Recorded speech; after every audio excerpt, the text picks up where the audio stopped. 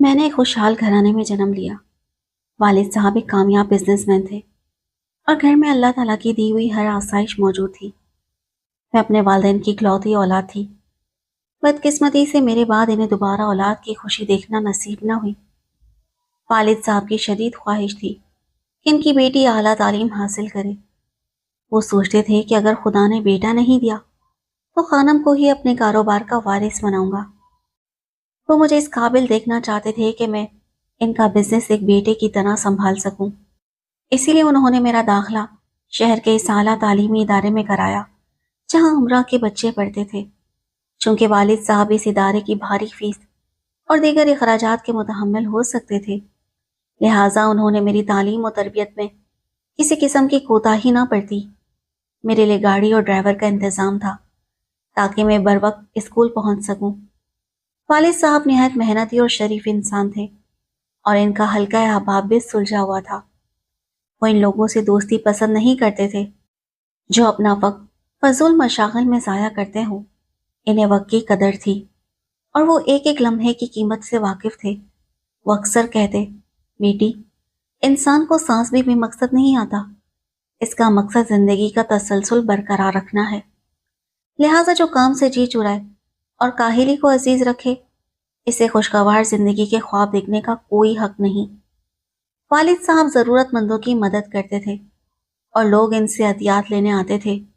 وہ کئی فلاحی اداروں کی مالی معاونت کرتے تھے، یہاں تک کہ ثقافتی پروگراموں کے منتظمین بھی ان سے رابطہ کرتے تو وہ انہیں مایوس نہ کرتے۔ یہی وجہ تھی کہ وہ لوگ ثقافتی شوز میں والد صاحب کو بطور مہمان خصوصی مدعو کرتے۔ اگر کبھی ان کے پاس وقت نہ بھی ہوتا تو والدہ انہیں مجبور کر کے لے جاتی۔ ایک بار ان کے بزنس پارٹنر نے ایک گلوکارہ و راکسا سے پسند کی شادی کی، لیکن محض 1 سال بعد اسے بے یار و مددگار چھوڑ دیا۔ وہ عورت، جس کا نام لبنہ تھا، ایک گھریلو زندگی گزارنا چاہتی تھی۔ جب شوہر نے اسے طلاق دے کر گھر سے نکال دیا تو وہ والد صاحب کے پاس آئی۔ چونکہ والد صاحب اپنے پارٹنر کے گھر جایا کرتے تھے، اس لیے وہ عورت ان کی خوب خاطر تواضع کرتی اور شوہر کا کاروباری شراکت دار ہونے کے ناطے ان کا بہت احترام کرتی تھی۔ لبنہ نے رو رو کر میرے والد کو اپنا حال زار سنایا۔ وہ کہنے لگی، اب میں دوبارہ رقص و موسیقی کی محفلوں کی زینت نہیں بننا چاہتی۔ وہاں میرے دشمن ہیں جو مجھے نقصان پہنچا سکتے ہیں۔ میں نے گھریلو زندگی کی خواہش میں اپنا ٹھکانہ اور پرانے ساتھیوں کو خیر بات کہہ دیا ہے۔ آپ مجھے پناہ دیں تاکہ میں عزت کے ساتھ زندگی گزار سکوں۔ لبنہ ذہین بھی تھی اور خوبصورت بھی، اور اس کی شخصیت میں ایک وقار تھا۔ والد صاحب اس کی مظلومیت سے متاثر ہوئے اور اس کے سابقہ شوہر سے پوچھا کہ آخر کس قصور میں اسے گھر سے نکالا۔ تنویر نے جواب دیا، اس میں لبنہ کا کوئی قصور نہیں، میری پہلی بیوی اس کی وجہ بنی۔ وہ میرے ساتھ شرافت سے رہ رہی تھی، مگر پہلی بیوی سے چھپ کر ہم دوسرے گھر میں مقیم تھے۔ میری پہلی بیوی جو 4 بچوں کی ماں ہے، ایک بااثر اور امیر خاندان سے تعلق رکھتی ہے، اور اس کے بھائی میرے قریبی رشتہ دار بھی ہیں۔ ہمارے ڈرائیور کے ذریعے انہیں علم ہوا کہ میں نے ایک راکسا سے خفیہ شادی کر لی ہے۔ انہوں نے وہ گھر ڈھونڈ نکالا جہاں میں نے لبنہ کو رکھا ہوا تھا، اور ہفتے میں 2 دن اس کے پاس گزارتا تھا۔ تنویر نے مزید بتایا، جب یہ راش فاش ہوا تو پہلی بیوی نے طلاق کا مطالبہ کر دیا۔ وہ صرف اس شرط پر ساتھ رہنے کو تیار تھی کہ میں لبنہ کو طلاق دے دوں۔ چونکہ میرے کاروبار میں سارا سرمایہ میرے سسر کا ہے، اس لیے میں نے نظر انداز نہیں کر سکتا تھا۔ مجھے اپنے بچوں کی خاطر یہ ظالمانہ قدم اٹھانا پڑا۔ حالانکہ مجھے اسے ناحق طلاق دینے کا بے حد افسوس ہے۔ میں بہت مجبور تھا۔ یہ عورت واقعی مظلوم ہے۔ میں چوری چھپے اس کی مالی مدد تو کر سکتا ہوں، لیکن اسے اپنے ساتھ نہیں رکھ سکتا، کیونکہ صلح کے وقت میری پہلی بیوی نے اپنے والدین اور بھائیوں کے سامنے مجھ سے قرآن پر حلف لیا ہے کہ میں لبنہ سے کوئی رابطہ نہیں رکھوں گا اور اسے حقیقی معنوں میں طلاق دے دوں گا۔ تنویر کی زبانی حقائق علم میں آئے تو والد صاحب نے اپنے بزنس پارٹنر سے کہا، اگر میں اس عورت سے نکاح کر لوں تاکہ اسے ایک باعزت زندگی اور مستقل تحفظ مل سکے تو کیا تمہیں اس پر کوئی اعتراض ہوگا؟ تنویر نے جواب دیا، مجھے کیا اعتراض ہو سکتا ہے، سوائے اس کے کہ میں تمہارے گھر نہیں آؤں گا، اور نہ ہی لبنہ کو بیوی بنانے کے بعد تم میری کسی دعوت یا پارٹی میں شریک ہو سکو گے۔ والد صاحب نے تنویر کی رائے سے اتفاق کیا اور لبنہ سے نکاح کر لیا۔ کچھ عرصے بعد تنویر نے والد صاحب سے اپنا بزنس الگ کر لیا، کیونکہ اس کے سالوں نے اسے اپنے کاروبار میں شراکت دار بنا لیا تھا تاکہ اس کے سرمایہ پر ان کی مکمل نظر اور گرفت رہے۔ والد صاحب کی پہلی شادی ان دنوں دادا جان نے ان کی چچا زاد سے کرائی تھی، جب وہ ابھی طالب علم تھے۔ شادی کے وقت ان کی چچا زاد کی عمر محض 15 برس تھی۔ 1 سال بعد بچے کی پیدائش کے دوران ان کا انتقال ہو گیا اور ڈاکٹر بچے کی جان بھی نہ بچا سکے۔ والد صاحب اپنی پہلی بیوی سے بچپن سے محبت کرتے تھے۔ دونوں ایک ہی گھر میں پلے بڑے اور بچپن ساتھ کھیلتے گزارا تھا۔ ان کا نام سنوبر تھا۔ سنوبر کی وفات نے میرے باپ کی دنیا اجاڑ دی، چنانچہ انہوں نے ایک طویل عرصے تک دوسری شادی نہیں کی اور خود کو دادا جان کے بزنس میں مصروف کر لیا۔ دادا جان کی وفات کے بعد وہ مکمل طور پر اپنے کاروبار کے ہو گئے۔ سنوبر سے بچھڑ جانے کا غم ایسا تھا کہ صرف یاد الہی ہی اس زخم کا مرہم بن سکتی تھی۔ انہوں نے اللہ کی رسی کو مضبوطی سے تھام لیا، لا یعنی دوستوں کی محفلیں چھوڑ دیں اور اپنا تمام وقت کاروبار یا عبادت الہی میں گزارنے لگے۔ قدرت کو منظور تھا کہ وہ لبنہ سے نکاح کر کے ایک بڑی نیکی کی طرف راغب ہوں، سو میری والدہ کو اپنی زندگی میں شامل کر کے انہوں نے اپنا گھر بسا لیا۔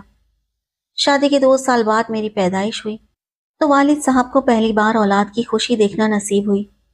ان کی زندگی کے صحرا میں مدتوں بعد بہار آئی تھی۔ وہ بہت خوش تھے۔ وہ میری تعلیم و تربیت بہترین انداز میں کرنا چاہتے تھے۔ انہیں اولاد نرینہ کی تمنا تھی، مگر یہ نعمت تو اللہ کی مشیت پر منحصر ہے۔ والد صاحب کے مقدر میں مزید اولاد نہ تھی۔ میری پرورش نہایت ناز و نام سے ہونے لگی اور میں اسکول جانے لگی۔ اللہ تعالیٰ ہر انسان کو پیدائشی طور پر کوئی نہ کوئی خوبی عطا کرتا ہے۔ مجھے حسن صورت کے ساتھ ساتھ دلکش آواز سے بھی نوازا گیا تھا۔ بچپن ہی سے مجھے موسیقی میں ایک خاص کشش محسوس ہوتی تھی۔ اسکول کے ہر فنکشن میں میرا انتخاب لازمی ہوتا۔ جب میں بڑی کلاسوں میں پہنچی تو ڈراموں ٹیبلوز کے پروگراموں میں میری کارکردگی نمایاں رہنے لگی اور مجھے خوب سراہا گیا، جس سے میرے دل میں موسیقی کا شوق مزید پروان چڑھا۔ محلے میں شادی بیاہ کی تقریبات میں بھی میں تمام لڑکیوں میں نمایاں ہوتی۔ عورتیں فرمائشیں کر کے مجھ سے گانا سنتی۔ انہی دنوں ہمارے اسکول میں میوزک کلاسز کا آغاز ہوا تو میں نے بھی اپنا نام لکھوا لیا اور باقاعدہ فن موسیقی سیکھنے لگی۔ ہفتے میں 2 پیریڈز ہوتے اور میں انہیں اٹینڈ کرتے ہوئے دلی مسرت محسوس کرتی۔ جلدی ہمارے میوزک ٹیچر نے بھانپ لیا کہ میرے اندر ایک فنکارہ چھپی ہوئی ہے، جو اگر صحیح رہنمائی ملے تو ایک نامور گلوکارہ بن سکتی ہے۔ انہوں نے اس سلسلے میں پرنسپل سے بات کی، جنہوں نے میری والدہ کو اسکول بلا کر انہیں میری صلاحیت سے آگاہ کیا۔ والدہ نے 2 ٹوک الفاظ میں کہا، یہ اسکول کی حد تک تو مشق جاری رکھ سکتی ہے، لیکن کسی باقاعدہ موسیقی کے ادارے سے رقص و سرور کی تربیت لینے کی ہرگز اجازت نہیں ہوگی، کیونکہ ہم اسے اعلیٰ تعلیم دلوانے کے خواب دیکھ رہے ہیں۔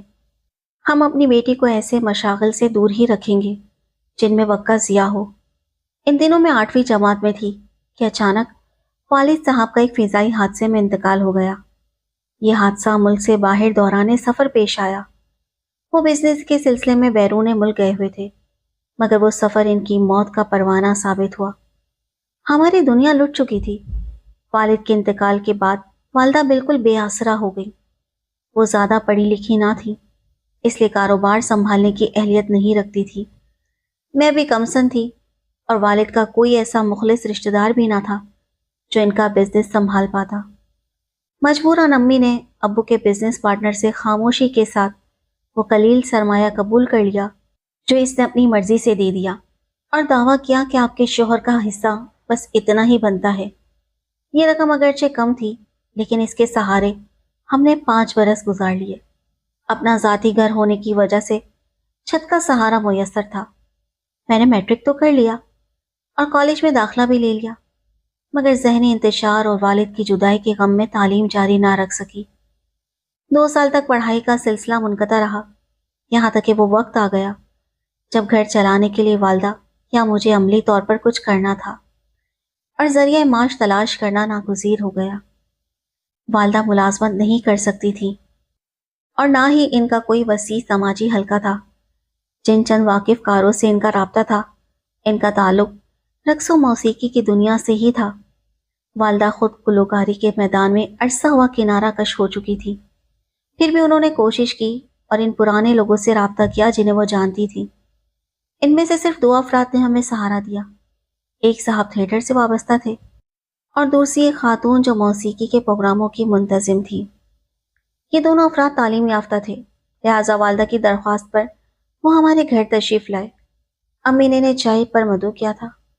جب مرزا صاحب اور نجمہ بیگم آئے تو انہوں نے صاف گوئی سے کام لیتے ہوئے امی سے کہا، تمہاری مشق چھوٹ چکی ہے، اب دوبارہ گلوکاری کے میدان میں قدم جمانا مشکل ہے۔ آج کل کلاسیکی موسیقی کا دور نہیں رہا، اب جدید میوزک کا زمانہ ہے اور تم اداکاری کے لیے بھی موزوں نہیں ہو۔ ہاں، اگر تم اپنی بیٹی کو اس شعبے میں لانا چاہو تو ہم بھرپور مدد کر سکتے ہیں۔ مجھے تو بچپن ہی سے گانے اور رقص کا جنون تھا۔ یہ سن کر میں نہال ہو گئی، مگر والدہ تذبذب کا شکار تھی کہ اتنی کم عمری میں مجھے اسٹیج کی بے رحم دنیا میں لائیں یا نہیں۔ لیکن مجبوری انسان سے سب کچھ کروا لیتی ہے۔ ہمارا گزارا مشکل ہوتا جا رہا تھا، بینک بیلنس ختم ہو چکا تھا اور امی نے اخراجات کم کرنے کے لیے تمام ملازم نکال دیے تھے۔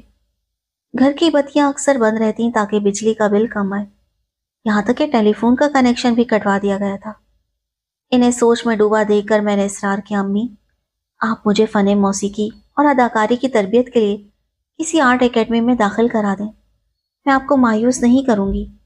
آپ گھبرائیں نہیں، اگر انسان کی اپنی نیت صاف ہو تو کوئی کام برا نہیں ہوتا۔ دیکھیے نا، آپ کا ماضی بھی اسی دنیا سے وابستہ تھا، مگر آپ کی روح میں وہ پاکیزگی تھی جو وہاں رہ کر بھی نہ مر سکی، اور آپ نے دولت کے مقابلے میں ایک شریفانہ اور گھریلو زندگی کو ترجیح دی۔ میں ایک نیک باپ اور پاک ماں کی بیٹی ہوں، انشاءاللہ فن موسیقی میں کمال حاصل کر کے ملک کا نام روشن کروں گی اور اپنی کامیابی سے مفلسی کے ان اندھیروں کو دور بھگا دوں گی۔ سچا فنکار برائی سے ہمیشہ دور رہتا ہے۔ ماں نہیں چاہتی تھی کہ میں اس کم سنی میں باہر کی دنیا کی تلخیوں کا سامنا کروں، مگر میں اپنی ضد پر اڑی رہی۔ میرے اندر ایک گلوکارہ بننے کا شوق جوالا مکھی بن کر ابل رہا تھا۔ والدہ کی خواہش تھی کہ میں اعلیٰ تعلیم حاصل کر کے ڈاکٹر یا کوئی معزز شخصیت بنوں تاکہ اپنے باپ کا نام روشن کر سکوں، مگر میری ضد کے آگے ممتا نے ہار مان لی اور انہوں نے مجھے اپنی پرانی دوست نجمہ کے سپرد کر دیا۔ وہ مجھے آرٹ کے ادارے میں لے گئی جہاں میں نے 2 سال تک سخت ریاضت اور مشق سے خود کو اس قابل کر لیا کہ میڈیا پر اپنی آواز کا جادو جگا سکوں۔ جب میں آڈیشن کے لیے ٹی وی اسٹیشن گئی تو پہلی ہی کوشش میں کامیاب ہو گئی۔ آغاز میں مجھے کم پروگرام ملتے تھے، لیکن جلدی وہ وقت آ گیا جب مختلف چینل سے آفرز کی لائن لگ گئی۔ اس کے ساتھ ہی میں نے اسٹیج ڈراموں میں بھی قسمت آزمائی، کیونکہ اب میں خود مختار ہو چکی تھی۔ شہرت اور دولت کے دروازے مجھ پر کھلنے لگے تھے اور میرے پرستاروں کی تعداد میں روز بروز اضافہ ہو رہا تھا۔ ایک رات شو ختم ہونے کے بعد جب میں 2:30 بجے گھر پہنچی تو والدہ کو شدید مضطرب پایا۔ دروازہ کھولتے ہی انہوں نے مجھ پر ملامت شروع کر دی۔ تم نے میری راتوں کی نیند حرام کر دی ہے، میں تمہارا یہ انتظار برداشت نہیں کر سکتی اور نہ ہی مجھ میں رات بھر جاگنے کی سخت ہے۔ خبردار، اب تم ایسے کسی شو میں نہیں جاؤ گی جو دیر رات ختم ہوتا ہو۔ زمانہ بہت خراب ہے اور حالات بالکل سازگار نہیں۔ میں نے انہیں سمجھانے کی کوشش کی، ماں موسیقی کی محفلیں تو ہوتی ہی رات کو ہیں اور اکثر دیر تک جاری رہتی ہیں۔ شائقین اپنے پسندیدہ فنکاروں کو دیر تک سننا چاہتے ہیں اور بار بار فرمائشیں کرتے ہیں۔ اگر ان کی خواہشات کا احترام نہ کیا جائے تو شوز کامیاب نہیں ہو سکتے۔ یہ میرے پیشے کا ناگزیر حصہ ہے، آپ کو یہ سب برداشت کرنا ہوگا، کیونکہ جس راستے پر میں قدم رکھ چکی ہوں وہاں سے واپسی کا کوئی راستہ نہیں۔ میری کامیابی کی راہ میں رکاوٹ نہ کھڑی کریں، ورنہ میں کہیں کی نہیں رہوں گی۔ میری اس طویل تقریر کا ماں نے مختصر جواب دیا، آئندہ تم ایسے پروگراموں میں نہیں جاؤ گی، ورنہ محلے والے ہمارا جینا دوبھر کر دیں گے۔ وہ اب تک تمہارے مرحوم باپ کی عزت کی خاطر خاموش ہیں۔ ابھی تمہاری عمر ہی کیا ہے؟ تم میں اتنی سمجھ بوجھ نہیں کہ یوں راتوں کو غائب رہو۔ میں نے پیشکش کی، تو پھر آپ میرے ساتھ چلا کریں۔ انہوں نے فوراً رد کرتے ہوئے کہا، یہ مجھے نہایت معیوب لگتا ہے کہ میں تمہارے ساتھ راتوں کو ماری ماری پھروں۔ تم خود سمجھدار بنو، لوگ مجھے کس نظر سے دیکھیں گے؟ میں نے جھنجھلا کر کہا، ماں تو پھر میں کیا کروں؟ اگر آپ کو لوگوں کی اتنی ہی فکر ہے تو خود کمانا شروع کر دے، میں گھر بیٹھ جاتی ہوں۔ اس کے بعد والدہ سے آئے روز تکرار رہنے لگی۔ بالآخر وہ ہار مان کر خاموش ہو گئی اور مجھے میرے حال پر چھوڑ دیا، کیونکہ اب ان کی روک ٹوک مجھ پر بے اثر ہو چکی تھی۔ سچ ہے کہ چڑیا جب ایک بار اپنے بچے کو اڑنا سکھا دیتی ہے تو وہ پلٹ کر کب واپس آتا ہے۔ میں نے بھی اس رنگین دنیا میں پرواز کے گر سیکھ لیے تھے اور اب میں مزید بلندیوں کو چھونا چاہتی تھی۔ آئے دن میڈیا کے نمائندے اور فوٹوگرافرز گھر آتے، جن سے میں خود ہی ڈیل کرتی، جبکہ امی اپنے کمرے تک محدود رہتی۔ تھیٹر میں میری کارکردگی سب کو حیران کر دیتی اور میں نے فن کی دنیا میں گلوکاری کے ساتھ ساتھ اداکاری میں بھی اپنا سکہ جما لیا تھا۔ ماڈلنگ میں پیسہ بہت تھا، چنانچہ جب بڑی اشتہاری کمپنیوں نے رابطہ کیا تو میں نے انہیں بھی مایوس نہ کیا۔ میں زیادہ سے زیادہ دولت سمیٹنا چاہتی تھی تاکہ میرا مستقبل محفوظ رہے اور میرا انجام ویسا نہ ہو جیسا میری ماں کا ہوا تھا۔ یہ میڈیا کا دور تھا جہاں کامیابی کا راز نمائش، فیشن اور چکا چوندھ میں پوشیدہ تھا۔ اب مجھے بیرون ملک پرفارم کرنے کے مواقع بھی ملنے لگے۔ ہوائی جہازوں کے سفر اور وسیع دنیا کی سیر نے مجھے بدل کر رکھ دیا تھا۔ میں اکثر سوچتی کہ میں کیا تھی اور کہاں پہنچ گئی۔ تعلیم سے تو مجھے کبھی رغبت نہ تھی۔ والد صاحب بھاری فیسیں ادا کرتے مگر میری تعلیمی کارکردگی معمولی ہی رہتی۔ لیکن میرے اندر جو پیدائشی جوہر تھا، اسے جلا بخشنے کا بھرپور موقع مل چکا تھا۔ مجھے وہ سب کچھ مل گیا تھا جس کے لیے لڑکیاں برسوں تک ردو کرتی ہیں اور منزل پانے کی حسرت میں جوانی ہی میں بوڑھی ہو جاتی ہیں۔ جو راستہ دوسروں کے لیے کٹھن تھا وہ میرے لیے آسان ثابت ہوا، کیونکہ میرا فطری میلان ہی فن کی طرف تھا۔ اخبارات میں میرے انٹرویوز چھپتے اور فلمی خبروں میں میرا ذکر رہتا۔ یہ شہرت مجھے خوابوں کی نگری کا باسی بنا دیتی، جس سے میرے اندر مزید جوش پیدا ہوتا اور بہتر سے بہتر کارکردگی کا جذبہ تسکین پاتا۔ لیکن ہر عروج کے بعد زوال یقینی ہوتا ہے، اور میرا زوال تو شاید عروج سے پہلے ہی دستک دینے لگا تھا۔ ایک صاحب جو انتہائی دولت مند تھے اور میرے بڑے مداح تھے، انہوں نے میرا ایک شو دیکھنے کے بعد مجھ سے رابطہ کیا۔ ان کی عقیدت میں ایک ایسی والہانہ کیفیت تھی کہ میں نے انہیں ملاقات کا وقت دے دیا۔ وہ میرے گھر آئے، ایک اسمارٹ اور وجیح شخصیت کے مالک تھے۔ انہوں نے پہلی ہی ملاقات میں مجھے شادی کی پیشکش کر دی۔ ان دنوں میری عمر 24 برس تھی۔ میرے دل میں بھی ایک جیون ساتھی اور گھر بسانے کی خواہش سر اٹھانے لگی تھی۔ مشتاق نے جس والہانہ انداز میں شادی کی پیشکش کی، میں اسے فوراً رد نہ کر سکی اور سوچنے کے لیے کچھ وقت مانگ لیا۔ میرا اتنا کہنا ہی اس کے لیے بہت تھا۔ وہ مجھے مسلسل فون کرتا اور میں جب بھی فارغ ہوتی اس سے بات کرتی۔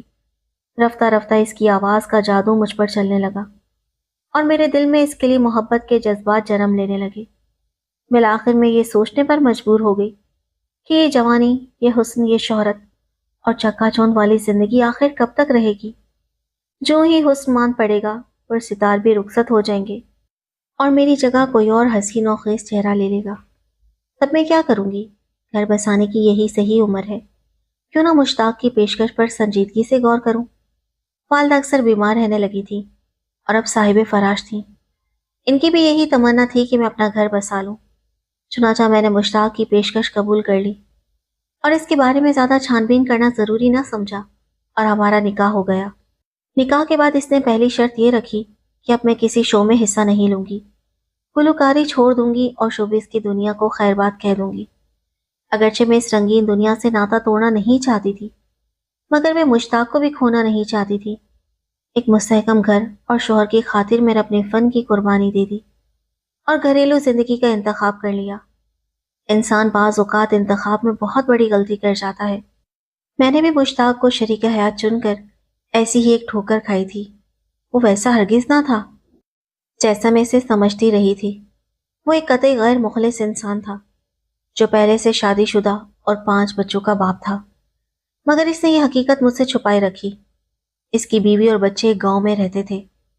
وہ خود تو ان سے ملنے جاتا مگر انہیں کبھی شہر نہ لاتا تھا۔ رفتہ رفتہ اس کے کردار کے عیوب مجھ پر آشکار ہونے لگے۔ معلوم ہوا کہ وہ لوگوں کو ناجائز طریقے سے بیرون ملک بھجوانے کا مکروہ دھندا کرتا ہے۔ وہ سادہ لوگوں سے ویزے کے نام پر لاکھوں روپے بٹورتا اور انہیں چھوٹی کشتیوں میں بھر کر سمندر کے پرخطر سفر پر روانہ کر دیتا۔ یہ ایک باقاعدہ گروہ تھا جسے صرف دولت جمع کرنے سے غرض تھی۔ انہیں اس بات سے کوئی سروکار نہ تھا کہ وہ غریب لوگ جو اپنی جمع پونجی ان کے حوالے کر دیتے ہیں منزل مقصود تک پہنچیں گے بھی یا بیابانوں میں رل جائیں گے۔ لانچ والے انہیں کسی انجانے ساحل پر یہ کہہ کر اتار دیتے کہ کل دوسری لانچ آئے گی جو تمہیں آگے لے جائے گی۔ یہ سب سراسر جھوٹ ہوتا۔ وہاں کوئی لانچ نہ آتی۔ وہ مسافر انتظار کرتے کرتے جنگلوں میں بھٹکتے رہتے، کئی بھوک اور پیاس سے دم توڑ دیتے، اور پھر ان کی لاشیں گیدوں اور بھیڑیوں کی خوراک بن جاتی۔ ان میں اکثر وہ دیہاتی نوجوان ہوتے جنہیں یونان لے جا کر محنت مزدوری کروانے کا جھانسا دیا جاتا تھا۔ جب مجھے ان حقائق کا علم ہوا تو میں نے مشتاق کو ٹوکا، یہ سب بند کر دو۔ میں نے اپنے فن اور محنت سے شہرت اور دولت کمائی تھی، مگر تم نے اسے برا پیشہ کہہ کر مجھے روک دیا اور میں نے تمہاری خاطر سب چھوڑ دیا۔ اب تم بھی میری بات مان لو، کیونکہ جس طریقے سے تم پیسہ کما رہے ہو وہ ایک شرمناک اور نہایت غلیظ دھندا ہے۔ میری بات تسلیم کرنے کے بجائے اس نے غصے میں میرے منہ پر ایک زوردار تھپڑ دے مارا۔ اس دن سے ہمارے درمیان ایک نہ ختم ہونے والی جنگ شروع ہو گئی۔ اس نے مجھے دھمکی دی، اگر میں چاہوں تو تمہیں بھی غیر ملک اسمگل کر کے بیچ سکتا ہوں۔ اس دھمکی نے میرے وجود کو لرزا کر رکھ دیا۔ جس انسان کا ضمیر مر چکا ہو اس سے کسی بھی کبھی فیل کی توقع کی جا سکتی ہے۔ مجھے اپنے ہی شوہر سے اپنی جان کا خطرہ محسوس ہونے لگا۔ انہی کٹھن دنوں میں والدہ کا بھی انتقال ہو گیا اور میں اس وسیع دنیا میں بالکل تنہا رہ گئی۔ میں نے اپنی محنت سے جو کچھ بھی کمایا تھا وہ مشتاق کے قبضے میں تھا، مگر میں نے اس مالی نقصان کو بھی برداشت کر لیا، اور ایک روز میں حسین کپڑوں میں اس کے چنگل سے نکل بھاگی۔ میں نے نجمہ آنٹی کے گھر پناہ لی اور ان کے ذریعے مشتاق کو فون کرایا۔ نجمہ آنٹی نے اسے صاف کہہ دیا، اگر تم نے شرافت سے طلاق نہ دی تو یہ عدالت کا دروازہ کھٹکھٹائے گی اور وہاں تمہارے تمام کالے کرتوتوں کے ثبوت بھی پیش کر دے گی۔ یہ دھمکی کارگر ثابت ہوئی اور مشتاق نے مجھے طلاق دے دی، لیکن ساتھ ہی یہ وارننگ بھی دی، اگر میرے بارے میں کسی کو زبان ہلائی تو یاد رکھنا تمہاری بس شدہ لاش کسی جھاڑی سے ملے گی۔ نجمہ آنٹی نے مجھے سمجھایا، بچی تم اس بدماش کا مقابلہ نہیں کر سکتی، وہ اکیلا نہیں بلکہ ایک پورا گروہ ہے، اور یقیناً کوئی طاقتور ہاتھ ان کی پشت پناہی کر رہا ہوگا۔ تمہاری جان چھوٹ گئی، بس اسی پر شکر ادا کرو اور اس کے بارے میں کبھی لب کشائی نہ کرنا، ورنہ جان سے جاؤ گی۔ ایسے لوگوں کو اللہ خود اپنے وقت پر پکڑتا ہے۔ نجمہ آنٹی کی بات درست تھی۔ میں خاموش ہو گئی اور دوبارہ ان کے توسط سے شوبز میں چھوٹے موٹے کام حاصل کرنے کی تگ و دو شروع کر دی، کیونکہ طویل غیر حاضری کی وجہ سے میری شہرت کو کافی نقصان پہنچ چکا تھا۔ ایک دن اچانک خبر ملی کہ مشتاق گرفتار ہو چکا ہے۔ اس پر منی لانڈرنگ، انسانی اسمگلنگ، مردہ فروشی اور منشیات کی تجارت جیسے سنگین الزامات تھے۔ میں تو دعا ہی کرتی تھی کہ وہ خدا کی پکڑ میں آ جائے۔ آخر اللہ نے میری اور ان دکھی ماؤں کی سن لی جن کے جگر گوشوں کو اس نے بیرون ملک کے جھانسے دے کر سمندر کی بے رحم لہروں کے سپرد کر دیا تھا۔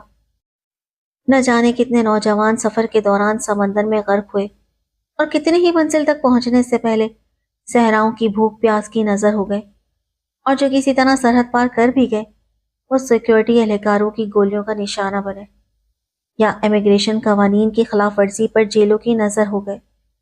خدا جانے انسان اتنا سنگ دل کیسے ہو سکتا ہے جو دولت کی ہوس میں اپنے جیسے انسانوں کو مصائب کی دلدل میں دھکیل کر پرسکون رہتا ہے، اور اسے کبھی زمین کی ملامت محسوس نہیں ہوتی۔ ان سے تو ہم فنکار ہی بہتر ہے جو اپنی محنت سے مقام بناتے ہیں اور ضمیر کے اطمینان کے ساتھ جیتے ہیں۔ مشتاق سے شادی اور طلاق کے حادثے نے میری شہرت کو جو دھچکا پہنچایا، اس کی وجہ سے میں وہ مقام تو دوبارہ حاصل نہ کر سکی، مگر پھر بھی مطمئن ہوں کہ میں ایک صاف ستھری زندگی گزار رہی ہوں، اور امید ہے کہ کسی نہ کسی دن اپنا کھویا ہوا مقام دوبارہ پا لوں گی۔